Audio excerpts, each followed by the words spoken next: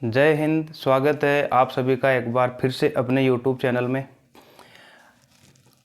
तो अब तक हमने कक्षा 10 विज्ञान जिसका चैप्टर 2 है अम्ल, क्षारक और लवण, जिसके 2 पार्ट देख लिए थे। आज हम पार्ट 3 देखेंगे और इसमें देखेंगे कि जो भी हमारे पास अम्ल या क्षारक होता है उसके जो pH मान निकालते हैं, pH की वैल्यू कितनी आती है। तो pH के मान में कब हम कहेंगे कि ये अम्ल है और ये क्षारक है। अगर आप चैनल पर नए हैं तो चैनल को सब्सक्राइब ज़रूर कीजिए, वीडियो को लाइक ज़रूर कीजिएगा और अपने दोस्तों के साथ भी शेयर ज़रूर कीजिए। आइए शुरू करते हैं। अब है अम्ल और क्षारक की प्रबलता, यानी कि हमको अगर ये पता लगाना है कि अगर हमारे पास कोई भी अम्ल है या क्षारक है वो कितने प्रबल है या कितने दुर्बल है, यानी कि कौन कितना ज़्यादा अम्लीय होगा और कौन कितना ज़्यादा क्षारकीय होगा। तो जितना ज़्यादा अम्लीय होगा उसकी प्रबलता भी उतनी ही ज़्यादा होगी और जितने कम अगर वो प्रबलता का होगा तो उसमें वो कम अम्लीय होगा। तो आइए देखते हैं किसी क्षारक या अम्ल की प्रबलता उसके द्वारा उत्पन्न हाइड्रोजन आयन तथा OH माइनस आयन की संख्या पर निर्भर करता है। अगर हमें अम्ल और क्षारक की प्रबलता बताना है तो ये जो प्रबलता है वो किस पर निर्भर करेगी, जो भी हमारे पास विलयन है उसमें जो आयन है, चाहे वो H+ आयन हो या OH माइनस आयन हो, जितने आयनों की संख्या ज़्यादा होगी उतना ही ज़्यादा वो प्रबल होगा और जितने आयनों की संख्या कम होगी उतना ही ज़्यादा कम प्रबल होगा। तो अम्ल और क्षारक की प्रबलता का निर्धारण कैसे किया जाता है, जो भी हमारे पास अम्ल या क्षारक है जो उसमें आयन बनेंगे आयनों की संख्या पर निर्भर करता है। अर्थात आयनों की संख्या ज़्यादा तो प्रबलता अधिक और आयनों की संख्या कम तो उसकी प्रबलता भी कम होगी। अब मान लो अगर हमारे पास कोई विलयन है और अम्ल के अगर हमारे पास 100 कण हैं, अम्ल के कितने कण हैं 100, और ये 100 के 100 ही अगर H+ आयन में टूट जाते हैं, 100 के 100 H+ आयन में टूट जाते हैं, और हमारे पास एक और दूसरा अम्ल है और उसमें भी 100 ही कण है, दूसरे अम्ल में भी ये अम्ल A है और ये अम्ल B है। अब उसमें भी 100 है, अगर हम इसको पानी के अंदर घोलते तो मान लेते हैं ये 40 हाइड्रोजन आयन ही दे पाते हैं। कितने आयन 100 में से 40। अब यहाँ पर देख सकते हैं कि A वाले में भी 100 थे और B वाले में भी 100 कण थे, इनके दोनों अम्ल है हमारे पास A और B और दोनों के अंदर 100 कण है अम्ल के। अब ये A वाला है, ये H+ आयन कितने दे रहे हैं 100 और ये B वाला है ये हमारे पास H+ आयन दे रहे हैं 40। तो इन दोनों में हम देख सकते हैं कि जो आयनों की संख्या ज़्यादा है वो A विलयन में है। हमारे पास A विलयन में आयनों की संख्या कितनी है, यहाँ पर 100 है और यहाँ पर B वाले में है सिर्फ 40। तो इन दोनों में से देखकर ही हमें पता चल जाता है कि आयनों की जो संख्या ज़्यादा है वो विलयन A में है। और हमने यही कहा है कि जिसमें भी अगर आयनों की संख्या ज़्यादा होगी वो उतना ही ज़्यादा प्रबल होगा। अगर हमको A और B ये दोनों अम्ल है और इनमें से ये पहचानना है कि कौन सा अम्ल ज़्यादा प्रबल है और कौन सा कम प्रबल है, तो प्रबल का मतलब है आयनों की संख्या ज़्यादा तो वो ज़्यादा प्रबल और आयनों की संख्या कम तो वो कम प्रबल।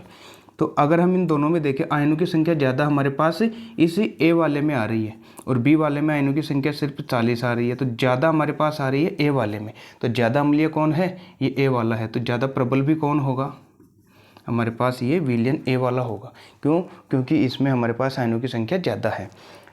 B भी हमारे पास अम्ल है लेकिन इसमें आयनों की संख्या बहुत ही कम है, 40 है, तो ये दुर्बल हो जाएगा, ये दुर्बल अम्ल। तो प्रबल और दुर्बल का मतलब सिर्फ इतना है, अगर आयनों की संख्या ज़्यादा हो जाएगी तो वो प्रबल हो जाएगा और आयनों की संख्या कम हो जाएगी तो वो हमारे पास दुर्बल हो जाएगा। ठीक है, अब यहाँ पर हम देखते हैं कि अम्ल और क्षारक की प्रबलता का पता सार्वभौमिक सूचक द्वारा पता लगाया जाता है। अब सार्वभौमिक सूचक का मतलब क्या है कि हमारे पास एक ऐसा सूचक होता है जिसमें अनेक रंजक जो है वो मिश्रित होते हैं, उनमें अनेक प्रकार के सूचक मिले रहते हैं। जैसे अगर हमारे पास स्याही की डिब्बी आती है उस जैसा एक विलयन आता है, अगर हम उसमें 1 या 2 बूंद अगर आप नींबू के रस में डालेंगे तो उसका कलर अलग हो जाएगा।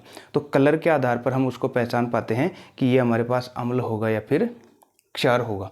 तो प्रबलता का पता लगाया जाता है। अब प्रबलता का पता अब प्रबलता अगर हमको जाननी है किसी भी अम्ल और क्षारक की तो वो हम देखेंगे इस pH स्केल से।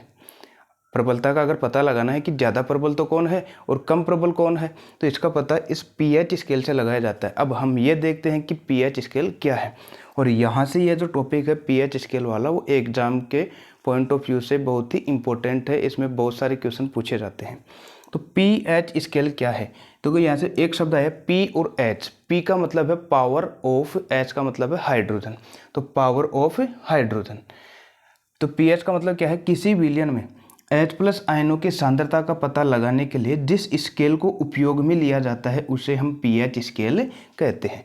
तो pH स्केल का मतलब किसी भी विलयन में अगर हमको हाइड्रोजन आयनों की सांद्रता का पता लगाना है कि हाइड्रोजन आयन ज़्यादा है या कम है, इसका अगर हमको पता लगाना है और जिस स्केल को हम काम में लेते हैं उससे हम pH स्केल के नाम से जानते हैं।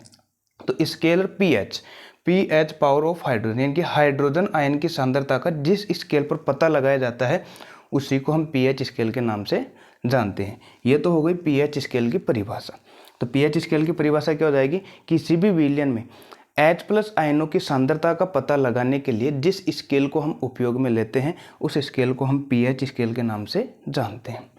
फिर pH स्केल का अर्थ, तो pH का मैंने बता दिया था पावर ऑफ हाइड्रोजन। अब इसको हिंदी में क्या कहते हैं, पावर, यानी कि P का अर्थ है पुषांश, जो कि एक जर्मन शब्द है, और इसको हम अपनी भाषा में क्या कहते हैं, शक्ति, पावर का मतलब है पुषांश या शक्ति, और H का मतलब है हाइड्रोजन आयन। तो pH का मतलब क्या हो गया, पावर ऑफ हाइड्रोजन, P का मतलब शक्ति और H का मतलब है हाइड्रोजन आयन। क्लियर है।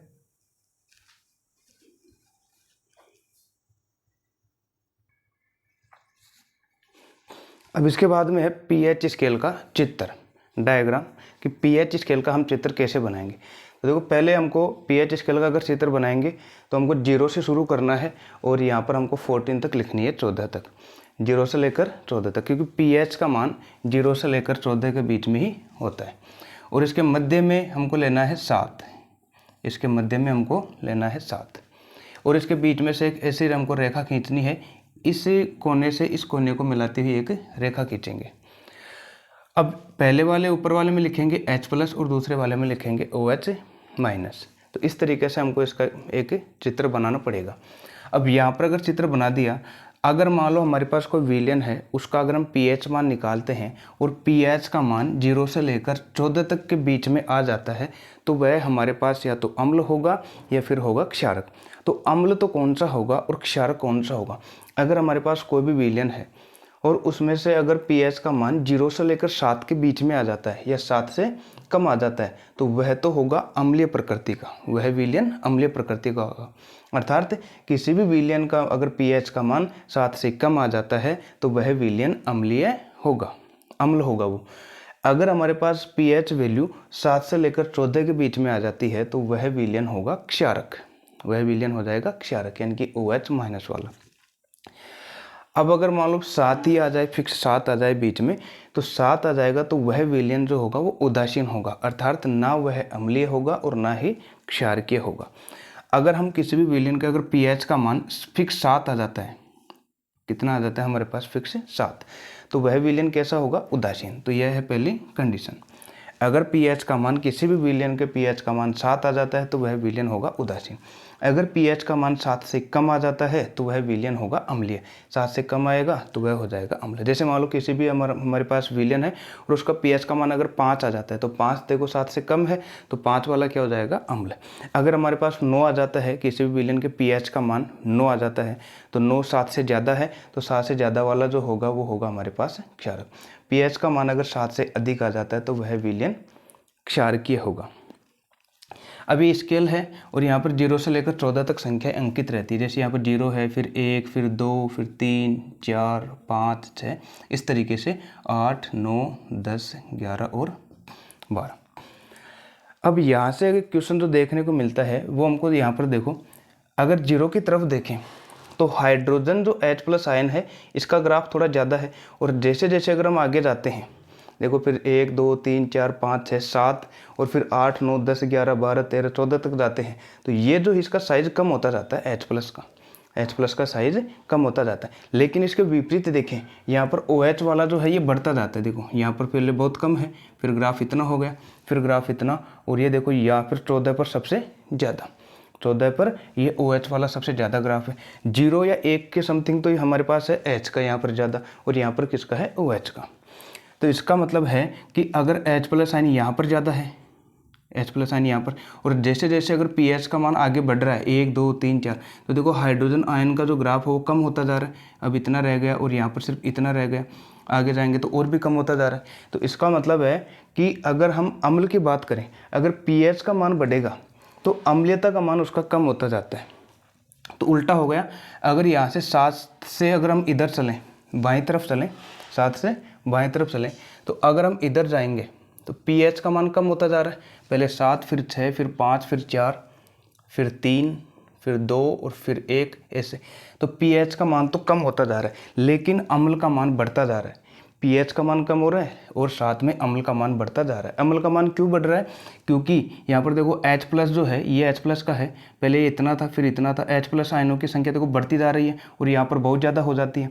तो इसका मतलब है जितना pH कम होगा वह उतना ही ज़्यादा अम्लीय होगा। ठीक है, देखो pH का मान कम होता जाएगा। यहाँ पर 7 है, फिर 6, फिर 5, 4 वाले में H+ इतना होगा, 2 वाले में H+ हमारे पास इतना होगा, 1 वाले में इतना हो जाएगा। तो pH का मान तो कम हो रहा है, तो pH का मान कम हो रहा है, इसका मतलब है अम्ल का मान बढ़ रहा है। ये उल्टा है, ध्यान रखना है। अगर pH का मान कम होता जाता है तो अम्ल का मान बढ़ता है, लेकिन क्षारक में ऐसा नहीं है।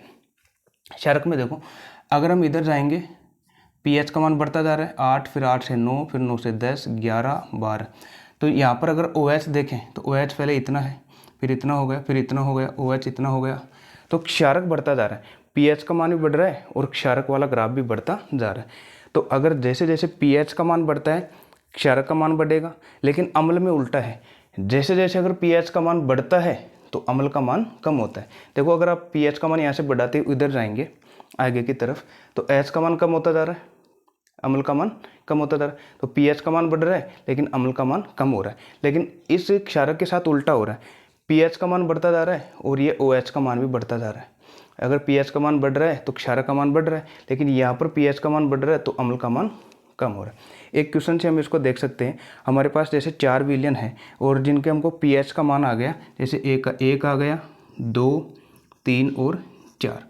अब यहाँ से पहला क्वेश्चन जो है कि इनमें से सबसे ज़्यादा pH का मान किसका है। अगर pH का मान देखिए, pH वैल्यू है, pH का मान सबसे ज़्यादा किसका है, तो pH का मान जैसे जैसे आगे बढ़ेंगे वो बढ़ता जाएगा। तो सबसे ज़्यादा हमको ये दिख रहा है कि pH का मान सबसे ज़्यादा कितना है, 4। pH का मान सबसे ज़्यादा 4 है। लेकिन अगर पूछा जाए pH का मान ना देकर कि इनमें से सबसे ज़्यादा अम्लीय कौन सा है, क्योंकि सभी देखो 7 से कम है तो सभी अम्ल है, 7 से कम वाले सभी अम्ल हैं, चारों के चारों अम्ल है। अब हमसे पूछा जाए कि ज़्यादा अम्लीय कौन सा है, ज़्यादा अम्ल का गुण किस में पाया जाता है। तो मैंने क्या कहा था कि देखो, अब यहाँ से अगर 1 से शुरू करें, 1, 2, तो 1 के पास हमारे पास इतने हाइड्रोजन हैं, 2 वाले में थोड़े कम हो जाएंगे, 3 वाले में और भी कम, 4 वाले में और भी कम। तो जैसे जैसे अगर pH का मान बढ़ रहा है तो H की संख्या कम हो रही है, यानी अम्ल का मान कम हो रहा है।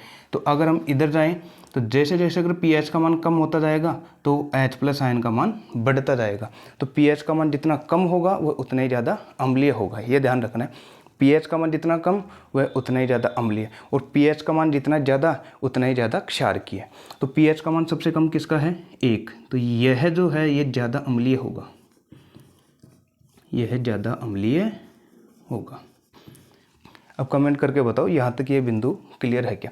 अगर किसी विलयन का pH का मान अगर 7 आ जाता है, फिक्स 7 आ जाता है, तो फिर वह जो विलयन होगा वह होगा उदासीन, ना अम्लीय होगा और ना क्षारकीय। ये तीर क्या दर्शा रहा है कि ये अम्ल का मान इधर बढ़ रहा है, pH का मान कम होता जाएगा लेकिन अम्ल का मान बढ़ता जा रहा है, अम्लीयता का मान बढ़ता जा रहा है। ये इधर ये क्या दर्शा रहा है कि pH का मान बढ़ता जा रहा है और क्षारक का मान भी बढ़ता जा रहा है। अब ये जो डायग्राम है, ये जो pH स्केल है, इसमें 0 से लेकर 14 तक इस तरीके से pH का मान ज्ञात किया जाता है। अगर किसी विलयन का जो अब 1, 2, 3, 4 कैसे आता है, ये किया जाता है रंग के निर्धारण से। जैसे मान लो अगर किसी का लाल आ जाए, किसी का फिर पीला आ जाए, तो किस रंग का होगा। जैसे ये है हमारे पास एक, ये है pH पेपर, pH पेपर। इसमें देखो ये लाइन यहाँ से लिखा हुआ ऊपर 1, 2, 3, 4, 5, 6, 7, 8, 9, 10, 11, 12, 13, 14, यहाँ पर 14 तक है। अगर मान लो किसी विलयन का रंग अगर हमारे पास ये गहरा लाल हो जाता है तो वह उसका pH का मान हो जाएगा 1। pH का मान कितना हो जाएगा, 1, तो वह अम्ल होगा। अगर यहाँ पर 6 आ जाता है, जैसे ये थोड़े येलो कलर का बन जाएगा, तो भी क्या हमारे पास हो जाएगा वहाँ पर अम्ल। अगर ये थोड़ा हल्का हरा हो जाता है तो pH का मान 7 हो जाता है, वो हो जाता है उदासीन। अगर वो गहरा नीला हो जाता है तो उसका pH का मान 13 या 14 हो जाता है। अब इसका जो प्रयोग है वो हम एक अलग वीडियो में देखेंगे और पहचानेंगे कि हमारे पास जैसे साबुन है, नींबू है, दही है, इनके pH का मान कितना आता है, और वह अम्लीय प्रकृति का होता है या क्षार की प्रकृति का होता है। ये एक अलग एक्सपेरिमेंट का वीडियो इस पर डालेंगे, ठीक है। हम यहाँ पर नहीं बता सकते क्योंकि फिर वीडियो ज़्यादा लंबा हो जाएगा। क्लियर है। अब अगर हम कुछ पदार्थों के पीएच मान निकालते हैं तो कितने आते हैं, देखो। अगर जठर रस है, जो पेट के अंदर जो आमाशय में हमारे जठर रस निकलता है, उसका 1.2 होता है। नींबू का रस का होता है 2.2, एक और बढ़ा देंगे। शुद्ध जल का होता है 7, शुद्ध जल का पीएच का मान 7, और नमक का भी कितना होता है हमारे पास 7, दोनों का 7 है। और जिस विलयन का भी पीएच का मान अगर 7 आ जाता है तो वह होगा हमारे पास उदासीन। तो शुद्ध जल और नमक कैसे है हमारे पास यहाँ पर उदासीन। नमक, अब यहाँ पर रक्त का होता है पीएच का मान 7.4, रक्त का हो जाएगा 7.4। मिल्क ऑफ मैग्नीशिया, इनो जिसको बोलते हैं, जैसे अगर पेट में अम्ल का मान बढ़ जाता है या एसिडिटी हो जाती है तो इनो लेते हैं ना, इनो। तो अम्ल को कम करने के लिए क्या काम लेंगे हम, क्षारक। तो ये मिल्क ऑफ मैग्नीशिया और इसका पीएच का मान होता है 10। और फिर है सोडियम हाइड्रोक्साइड, इसका होता है 14।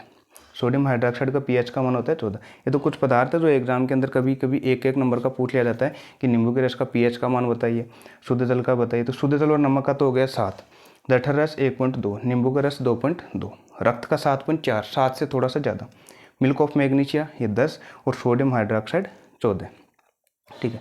अब अगर इनमें से हमको देखा जाए कि जठर रस का 1.2 है, इसका है नींबू का रस 2.2, ज़्यादा अम्लीय कौन सा है, तो मैंने बताया था ज़्यादा अम्ल कौन सा होगा, जिसका पीएच का मान सबसे कम होगा, ज़्यादा अम्लीय वही होगा।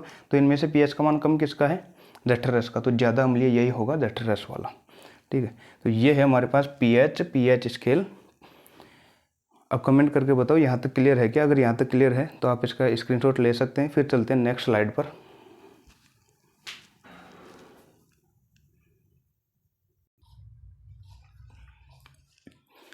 अब है दैनिक जीवन में पीएच का महत्व, अर्थात हमारा जो जीवन है, हमारे आसपास में पीएच का क्या महत्व होता है ये हमको देखना है। तो 1 नंबर पर है पौधे और पशु पीएच के प्रति संवेदनशील, अर्थात जितने भी जो पौधे होते हैं या पशु होते हैं या जीव जंतु होते हैं वो एक विशेष पीएच के प्रति कार्य करते हैं। अब देखो, जैसे हमारा शरीर है, मानव शरीर का पीएच 7.0 से 7.8 परास के बीच कार्य करता है, यानी कि जो हमारा शरीर भी है वह क्षारीय माध्यम में कार्य करता है, अर्थात पीएच का मान 7 से लेकर अगर 7.8 है उसके बीच में हमारा शरीर कार्य करता है। जैसे हमारा रक्त है, रक्त का पीएच का मान 7.4 होता है, रक्त का पीएच का मान 7.4। अब 7.4 है, 7 से ज़्यादा है तो इसका मतलब यह है क्षारकीय हो गया। तो हमारा जो शरीर है यह क्षारकीय माध्यम में कार्य करता है। अगर पूछा जाए कि कितने परास के बीच कार्य करता है पीएच में, तो ये करता है 7 से लेकर 7.8 परास के बीच कार्य करता है, ठीक है। तो इसी तरीके से अगर मान लो हमारा जो कभी कभी वर्षा होती है तो वर्षा का जल का अगर पीएच का मान 5.6 से कम हो जाता है, पीएच का मान कम हो रहा है, जैसे 7 फिर 6 फिर 5.6 फिर 5.5, तो अगर पीएच का मान कम होता जाएगा तो वह उतना ही ज़्यादा अम्लीय होगा। तो यहाँ पर दे रखा है कि वर्षा के जल का पीएच अगर 5.6 से कम हो जाता है तो वह जो वर्षा है अम्लीय वर्षा कहलाती है। अम्लीय वर्षा किसे कहेंगे, जो वर्षा का जल है, जो वर्षा का जल नीचे आ रहा है, अगर हम उसका पीएच का मान निकालें, अगर पीएच का मान 5.6 से नीचे चला जाता है, जैसे 5.5 आ गया, 5.4 या 5.3 या 5 या 4 आ गया, तो अगर 5.6 से नीचे चला जाता है तो वह जो वर्षा है उस वर्षा को हम अम्लीय वर्षा कहेंगे। और अम्लीय वर्षा ये कक्षा 9 में हमने पढ़ लिया था कि अम्लीय वर्षा क्या होती है। नाम से ही है अम्लीय वर्षा, वर्षा में अम्ल की मात्रा अधिक होना। और अम्ल की मात्रा जैसे सल्फ्यूरिक अम्ल है, नाइट्रिक अम्ल है, ये वर्षा के अंदर घुल जाते हैं और उसके साथ नीचे आ जाते हैं। जब ये अम्ल घुल जाते हैं तो वह जो वर्षा है अम्लीय वर्षा कहलाती है। और यह भी आपने पढ़ा था कि अम्लीय वर्षा बनती कैसे है। जैसे वर्षा नीचे आती है तो वायुमंडल में नाइट्रोजन के ऑक्साइड और सल्फर के ऑक्साइड होते हैं, अर्थात NO2 गैस और SO2 गैस होते हैं, जो वर्षा जल के साथ अभिक्रिया करके ये उसको अम्ल में बदल देते हैं। NO2 वाला तो बदल जाएगा नाइट्रिक अम्ल में, जैसे NO2 गैस है, NO2 गैस, यह तो बन जाएगा नाइट्रिक अम्ल HNO3, और SO2 गैस है सल्फर डाइऑक्साइड गैस, और यह हमारे पास बदल जाएगी H2SO4 के अंदर सल्फ्यूरिक अम्ल में। और ये दोनों ही हमारे पास अम्ल हैं, HNO3 नाइट्रिक अम्ल और H2SO4 सल्फ्यूरिक अम्ल। जब दोनों वर्षा के जल में घुल जाएंगे और जब अम्ल का मान बढ़ जाएगा और अम्ल का मान 5.6 से नीचे चला जाता है तो वह वर्षा अम्लीय वर्षा कहलाएगी। तो अम्लीय वर्षा में क्या क्या होते हैं, नाइट्रिक अम्ल और सल्फ्यूरिक अम्ल, ठीक है, ये कक्षा 9 की बातें हैं। हमको सिर्फ इतना ध्यान रखना है कक्षा 10 में कि अम्लीय वर्षा किसे कहेंगे। जो साधारण वर्षा होती है, अगर उसका पीएच का मान 5.6 से नीचे चला जाता है, 5.6 से नीचे चला जाता है तो वह वर्षा अम्लीय वर्षा कहलाएगी। ठीक है, यह तो था पहला बिंदु। नंबर 2 है पाचन तंत्र का पीएच। अब पाचन तंत्र का मतलब हो गया कि जो हमारा पेट है, अगर आप खाना खाते हैं तो हमारा जो पेट है या उदर है, इसका पीएच का मान कितना होता है। तो आमाशय के अंदर हमारा जो आमाशय है उसमें हाइड्रोक्लोरिक अम्ल पाया जाता है, हाइड्रोक्लोरिक अम्ल पाया जाता है। और ये बायोलॉजी में आएगा जब जैव प्रक्रम वाला चैप्टर, तभी और ज़्यादा क्लियर हो जाएगा, पाचन तंत्र पूरा आएगा वहाँ पर टॉपिक। तो हमारा जो पेट है, आमाशय है जो है, उसमें हाइड्रोक्लोरिक अम्ल पाया जाता है। जैसे अगर हम खाना खाते हैं तो हाइड्रोक्लोरिक अम्ल बाहर निकलता रहता है। लेकिन कभी कभी क्या हो जाता है, जब खाना नहीं पचता है या अपच की स्थिति हो जाती है तो वह जो हाइड्रोक्लोरिक अम्ल है ज़्यादा मात्रा में बाहर निकल जाता है। अब अम्ल ज़्यादा मात्रा में अगर बाहर आ जाता है तो हमको दर्द या जलन का अनुभव होता है पेट के अंदर। तो इस जब दर्द या जलन का अनुभव होता है उसको हम कहते हैं एसिडिटी। उसको हम कहेंगे एसिडिटी, क्योंकि हमारी एसिडिटी बढ़ गई। यानी कि जैसे खट्टी डकार आना कभी कभी आ जाती है, जब खाना अच्छे से नहीं पचता है तो खट्टी डकार आती है तो उसको हम एसिडिटी का नाम देते हैं। अब ये अम्ल का मान ज़्यादा हुआ तभी हमको ये खट्टी डकार आई है। अब इस अम्ल के मान को हमको कम करना है, और ये अम्ल और क्षारक के रासायनिक गुण में हम पढ़ चुके हैं। अगर अम्ल का मान कम करना है तो फिर बाहर हमको क्षारक मिलाना पड़ेगा, क्योंकि तभी वो उदासीन हो पाएगा। अम्ल और क्षारक अगर दोनों को मिलाएंगे तो एक दूसरे के प्रभाव को नष्ट कर देते हैं और उदासीन हो जाते हैं।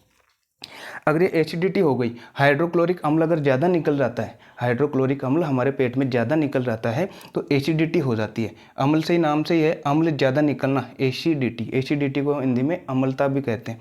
तो अगर एसिडिटी से हमको बचना है, अम्ल ज़्यादा हो गया तो फिर हमको क्षारक लेना पड़ेगा बाहर से। तो एंटी एसिड जैसे क्षारकों का उपयोग किया जाता है। नाम से ही है एंटीसिड, एंटी एसिड, एसिड का उल्टा काम करने वाले। एसिड यानी अम्ल, अम्ल का उल्टा काम करने वाले को कहते हैं एंटीसिड, एंटीसिड। अब क्या लेंगे, मिल्क ऑफ मैग्नीशिया।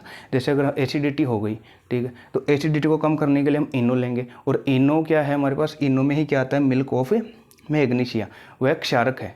इनो क्या है हमारे पास, क्षारक होता है। तो क्षारक जब अंदर लेंगे और एसिडिटी ज़्यादा थी, अम्ल का मान ज़्यादा था और हमने क्षारक ले लिया, यानी इनो ले लिया बाहर से। अब क्षारक अंदर चला गया, अम्ल अंदर था ही, दोनों एक दूसरे के साथ अभिक्रिया करेंगे और एक दूसरे के प्रभाव को खत्म कर देंगे, एसिडिटी ठीक हो जाएगी। तो एसिडिटी को कम करने के लिए हमको क्षारक जैसे पदार्थों का सेवन करना है, और वह कौन सा होता है, मिल्क ऑफ मैग्नीशिया। आशा करता हूँ कि ये भी समझ में आ गया होगा।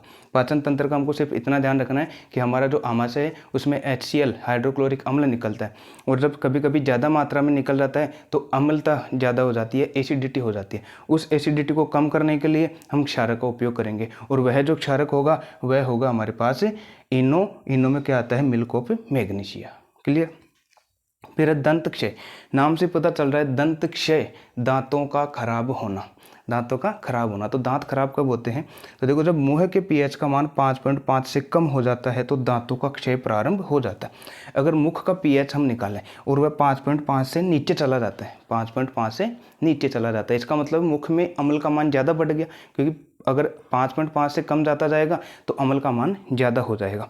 तो अम्ल का मान ज़्यादा होने पर मुख का पीएच 5.5 से कम चला जाता है, तो इस तरीके से जो रोग होगा वो दंत क्षय रोग होगा। अभी दंत क्षय होता क्या है ये हमको समझना है। जैसे दांत है, दांत, और दांत जो है ये सबसे कठोर पदार्थ होता है हमारे शरीर का, और दांतों के ऊपर एक ये जो परत पाया जाता है, सफ़ेद आवरण, ये दांतों के ऊपर चमकीली परत पाई जाती है, इसको हम दंत वल्क भी कहते हैं। दांतों का इनेमल, जो इनेमल है सबसे बाहर वाला पदार्थ दांतों का, ये इसको हम इनेमल दंत वल्क कहते हैं। अगर पूछा जाए कि दंत वल्क किसके बने होते हैं, ये बने होते हैं कैल्शियम फास्फेट का, कैल्शियम फास्फेट का बना होता है। दांतों का जो सबसे ऊपरी परत है, चमकीला परत, जिसको हम इनेमल के नाम से भी जानते हैं, ये दंत वल्क भी कहते हैं, ये किसका बना होता है, कैल्शियम फास्फेट का। और यह शरीर का सबसे कठोर पदार्थ होता है। तो दो क्वेश्चन बनते हैं यहाँ से कि शरीर का सबसे कठोर पदार्थ का नाम बताइए, इनेमल। इनेमल किसका बना होता है, कैल्शियम फास्फेट का, ठीक है।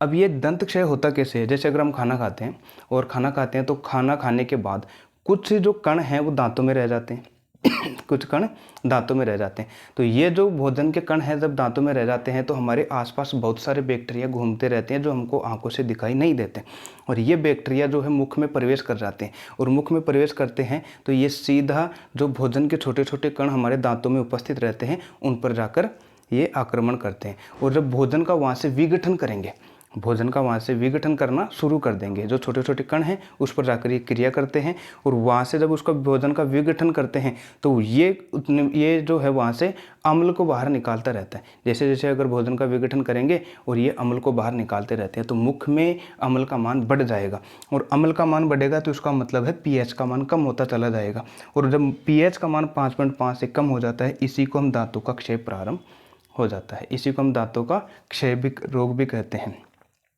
अब जब अम्ल का मान ज़्यादा हो जाएगा तो ये क्या कार्य करेगा, जब अम्ल मुख में ज़्यादा हो जाएगा तो ये दांतों का जो ऊपरी परत है इसको खराब करना शुरू कर देगा। ऊपरी परत क्या होता है, इनिमल, किसका बना होता है, कैल्शियम फास्फेट का। अगर हम इसको देखते हैं कि अम्ल को कम करना है, मुख में अम्ल का मान ज़्यादा हो गया, तो फिर बाहर से हमको क्षारक वाले पदार्थ लेने होंगे। तो जो हम मंजन करते हैं, ठीक है, कोलगेट वगैरह करते हैं, तो कोलगेट में क्षारीय पदार्थ होता है, कोलगेट में क्षारीय पदार्थ होता है, तो कोलगेट के अंदर क्षारक वाले पदार्थ होते हैं, तो क्षार के युक्त दंत मंजन का उपयोग करेंगे, क्योंकि तभी अम्ल का मान कम होगा। अगर क्षारक वाला नहीं करेंगे तो अम्ल का मान और बढ़ जाएगा, तो दांत और ज़्यादा खराब हो जाएंगे। तो क्षार के युक्त दंत मंजन का उपयोग हम करेंगे दंत क्षय रोग को रोकने के लिए। तो आशा करता हूँ कि समझ में आ गया होगा। यहाँ पर दो सबसे इंपॉर्टेंट पॉइंट, अम्लीय वर्षा तो कब होगी, 5.6 से जब कम हो जाए, इनका ध्यान रखना, 5.6 से कम हो जाए। और दंत क्षय कब होगा, जब ये 5.5 से कम हो जाए, 5.5 से कम हो जाए। फिर अब पशु और पौधों का उत्पन्न रसायनों से आत्मरक्षा, इनके कुछ पशुएं और पौधे हैं जो अम्ल बाहर निकालते हैं, वो अपनी रक्षा कैसे करते हैं। जैसे अगर मधुमक्खी जो है, इसके डंक है या चींटियों के डंक हैं, जैसे मधुमक्खी हमको काट लेती है तो थोड़ी सूजन आ जाती है, क्यों, क्योंकि जब वो काटती है तो उसके डंक में अम्ल होता है, और वो अम्ल हमारी त्वचा के अंदर छोड़ देती है, जिसके कारण थोड़ी वहाँ पर स्वेल आ जाती है या सूजन आ जाती है। तो वो जो अम्ल छोड़ती है उस अम्ल का नाम है मेथेनोइक अम्ल। तो कभी कभी क्वेश्चन पूछ लिया जाता है कि मधुमक्खी के डंक में कौन सा अम्ल पाया जाता है, मेथेनोइक अम्ल, या चींटी के डंक में भी कौन सा अम्ल पाया जाता है, मेथेनोइक अम्ल पाया जाता है। अब उपाय क्या है, अगर हमको मधुमक्खी काट लेती है तो हम क्या करते हैं, जैसे हमारे गांव में कुछ लोग तो बस जो लोहे वाले पदार्थ होते हैं वो उसको ऐसे घिसते रहते हैं, लोहे वाले पदार्थ लेते हैं। और लोहे वाले पदार्थ क्यों लेते हैं, रासायनिक अभिक्रियाओं में हम देख चुके हैं, क्योंकि जो लोहा है वह धातु है और बाहर ऑक्सीजन है, तो धातु ऑक्साइड बनाकर रखती है, और धातु ऑक्साइड क्षारीय प्रकृति के होते हैं। ये मैं पढ़ा चुका हूँ पार्ट 1 के अंदर। धात्विक ऑक्साइड क्षार के प्रकृति के होते हैं। अब अम्ल है ये, क्योंकि जब चींटी काटेगी या मधुमक्खी काटेगी अम्ल, और अम्ल को कम करना है तो हमको क्षारक वाला पदार्थ चाहिए। क्षारक धात्विक ऑक्साइड है, धातु रगड़ रहे हैं हम लोहा, तो वो जो है धात्विक ऑक्साइड वो किस प्रकृति का है, क्षार की है। जब क्षारीय प्रकृति को अगर हम वहाँ पर रगड़ेंगे तो उसके प्रभाव को वो थोड़ा कम कर देते हैं। अपने आसपास और भी देख सकते हैं कि क्षारक वाले पदार्थों को ढूंढना है बस। जब कभी भी अगर हमको मधुमक्खी काट लेती है, क्षारक वाले पदार्थ ढूंढने हैं, जैसे कोलगेट मिल गई, कोलगेट भी हम लगा सकते हैं, बेकिंग सोडा भी हम लगा सकते हैं उपाय के लिए, पर क्षारक वाला होना चाहिए वो।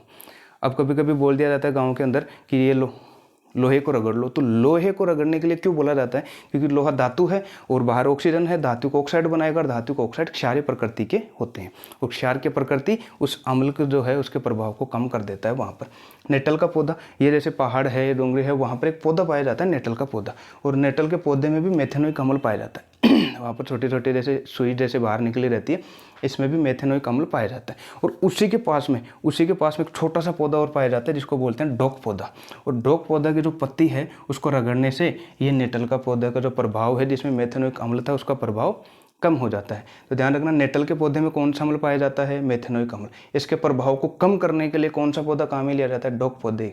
जो डोक पौधा है उसकी पत्ती को रगड़ा जाता है, ठीक है, ये पहाड़ों में पाया जाता है।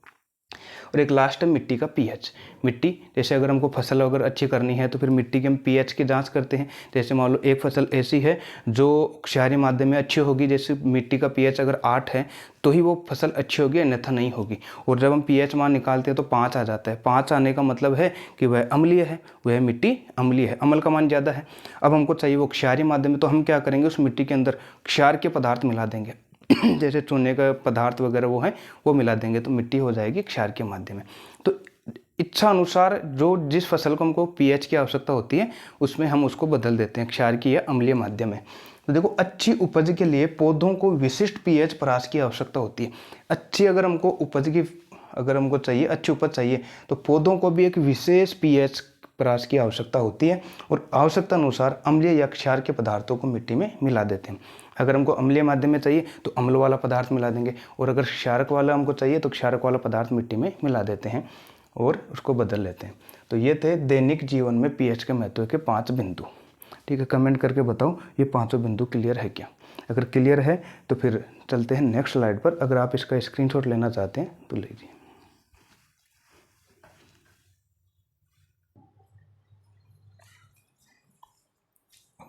अब हम आगे देखते हैं कुछ महत्वपूर्ण उत्पाद जो कि हमको लवण के बारे में अध्ययन करना है। तो सबसे पहले है 1 नंबर पर सोडियम हाइड्रॉक्साइड। इसके बारे में अध्ययन करेंगे कि यह बनता कैसे है और इसका उपयोग कहाँ कहाँ होता है। तो सोडियम हाइड्रॉक्साइड, तो सबसे पहले इसका रासायनिक सूत्र क्या होता है। तो सोडियम का होता है हमारे पास Na और हाइड्रॉक्साइड का होता है OH। तो इसका बन जाएगा NaOH। अगर सोडियम हाइड्रॉक्साइड का रासायनिक सूत्र पूछा जाता है तो ये हमारे पास हो जाएगा NaOH। इसको हम कास्टिक भी कहते हैं, कास्टिक सोडा। बनाने की विधि अर्थात NaOH जो है, सोडियम हाइड्रॉक्साइड जो है, इसको हम बनाते कैसे हैं। तो सोडियम हाइड्रॉक्साइड को बनाते कैसे हैं, तो नमक है, नमक हमारे पास साधारण नमक जो होता है NaCl, वो उसको हम जलीय विलयन लेंगे। जलीय विलयन में हम विद्युत धारा प्रवाहित करेंगे, यानी कि 2 छड़ डाल देंगे उसके अंदर और उसमें विद्युत धारा प्रवाहित करेंगे। तो विद्युत धारा प्रवाहित करने पर क्या होगा कि ये हमारे पास जो सोडियम हाइड्रॉक्साइड है ये प्राप्त हो जाएगा। वैसे अगर हम इसकी परिभाषा देखें तो इसकी परिभाषा क्या हो जाएगी कि नमक के जलीय विलयन से जब विद्युत धारा प्रवाहित करते हैं तो हमें सोडियम हाइड्रॉक्साइड प्राप्त होता है। इसकी अगर विक्रिया देखें तो विक्रिया क्या होनी चाहिए, तो इसके हिसाब से होनी चाहिए कि नमक के जलीय विलयन में, यानी कि नमक को जल के अंदर घोलना, यानी कि ये हमारे पास नमक NaCl और जल का सूत्र ये रहा H2O। अब इसमें हम क्या करेंगे, विद्युत धारा प्रवाहित करेंगे, विद्युत धारा प्रवाहित करेंगे। तो वैसे इसकी जो साधारण अभिक्रिया होती है वो क्या होती है हमारे पास कि जैसे सोडियम क्लोराइड है NaCl और जो जल है हमारे पास H2O। वैसे तो ये बनाएगा क्या क्या, H2O को हम 2 बार ऐसे लिख सकते हैं, H2O है H और OH, HOH। ये जल का सूत्र ही होता है। ये हाइड्रोजन यहाँ पर 2 है तो इनको एक साथ लिख देंगे H2 और ये O। अब यहाँ से क्या होगा कि ये जो Na है ये इस OH के साथ मिलकर ये तो बना लेगा NaOH, और ये जो Cl है इस एक हाइड्रोजन के साथ मिलकर बना लेगा HCl हाइड्रोक्लोरिक अम्ल। तो यहाँ से NaOH और हाइड्रोक्लोरिक बनता है हमारे पास।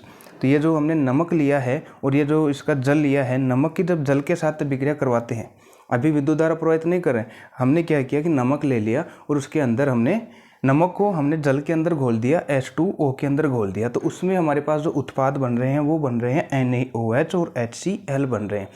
अब ये जो उसके अंदर हमारे पास 2 उत्पाद बन गए, जैसे हमने पानी ले लिया और पानी के अंदर हमने घोल दिया इस नमक को NaCl को, तो उसके अंदर ही घुला रहेगा। और घुलने पर अंदर क्या क्या बने उसके अंदर, जैसे हमने एक गिलास ले लिया और गिलास के अंदर पानी और पानी में हमने क्या घोल दिया, नमक को। तो घोलेंगे तो घुलने पर क्या क्या बनेगा वहाँ पर, वो बनेगा सोडियम हाइड्रॉक्साइड NaOH और HCl। लेकिन हमको चाहिए वहाँ पर सिर्फ NaOH यानी कि सोडियम हाइड्रॉक्साइड चाहिए।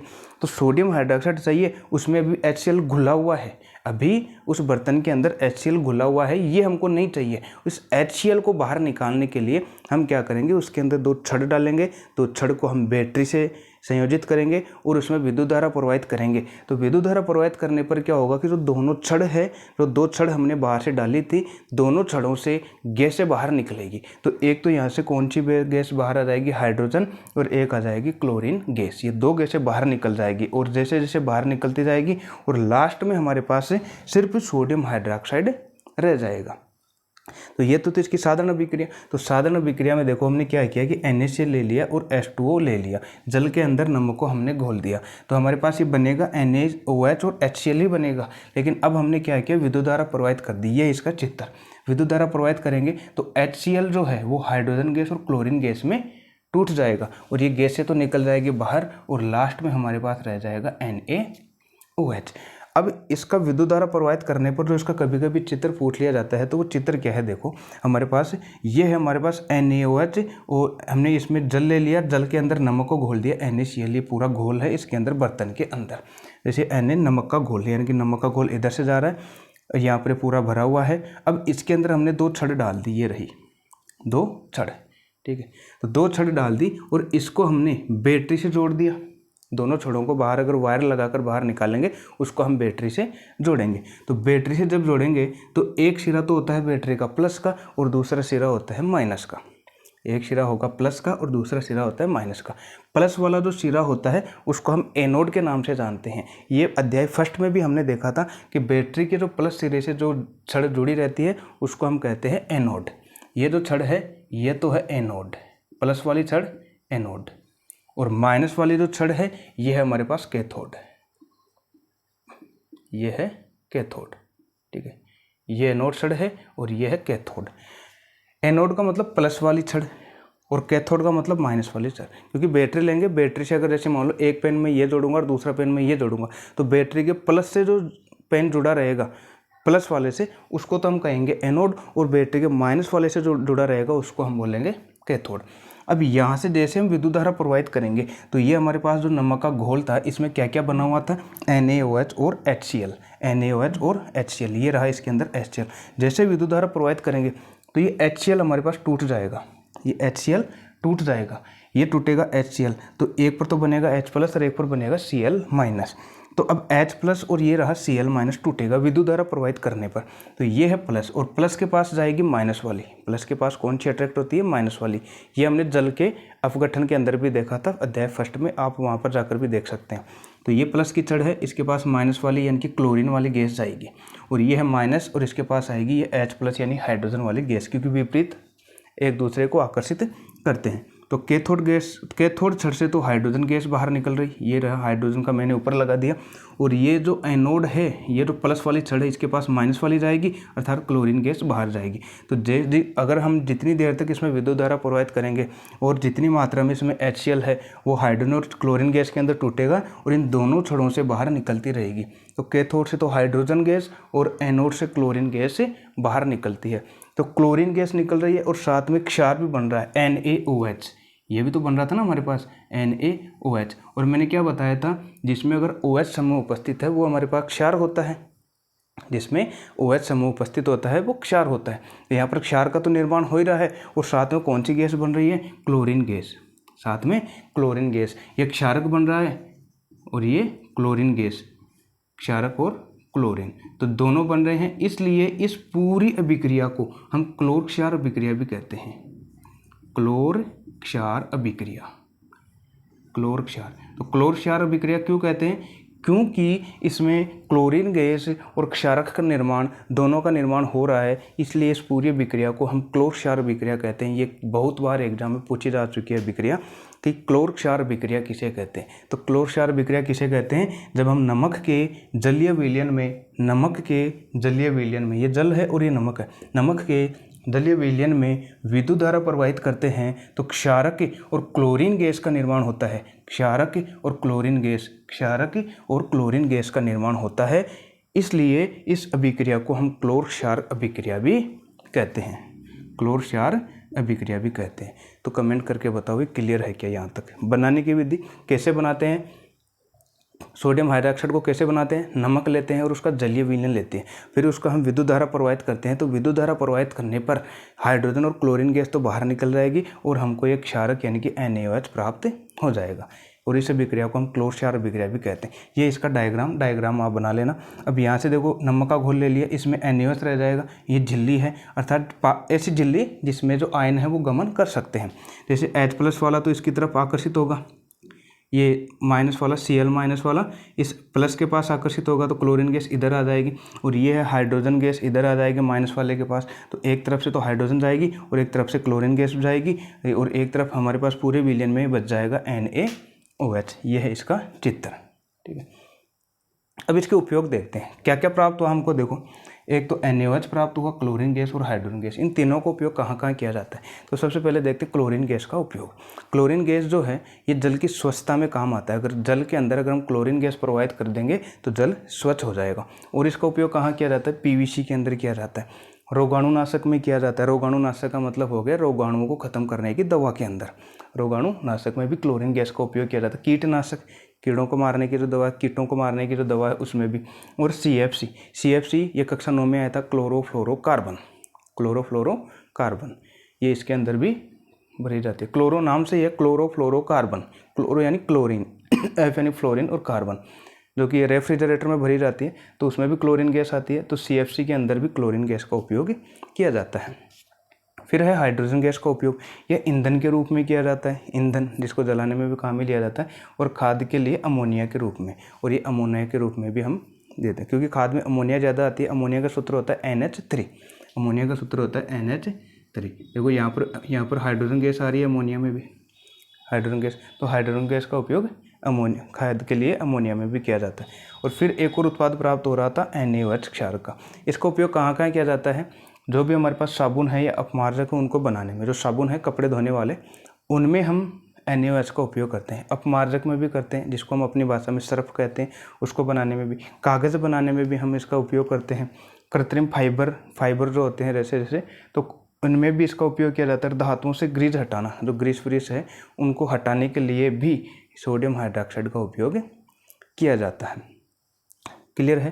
तो ये है पहला हमारे पास सोडियम हाइड्रोक्साइड। फिर से देख लेते हैं सोडियम हाइड्रोक्साइड का पहले रासायनिक नाम क्या होता है? NaOH। रासायनिक सूत्र, बनाने की विधि, नमक जो है, नमक से बनाएंगे इसको, नमक के जलीय विलयन में विद्युत धारा प्रवाहित करेंगे तो NaOH बनता है, और साथ में हाइड्रोजन और क्लोरीन गैस भी बनती है, इसलिए इस अभिक्रिया को क्लोसियर अभिक्रिया भी कहते हैं। ये इसकी अभिक्रिया है और ये इसका चित्र है। और ध्यान रखना, एनोड से प्लस वाले से तो माइनस वाली जाएगी क्लोरीन, और माइनस वाले से प्लस वाली जाएगी हाइड्रोजन गैस बाहर। और फिर है इनके उपयोग, तीनों के उपयोग मैंने बता दिए, क्लोरीन, हाइड्रोजन और सोडियम हाइड्रोक्साइड के उपयोग।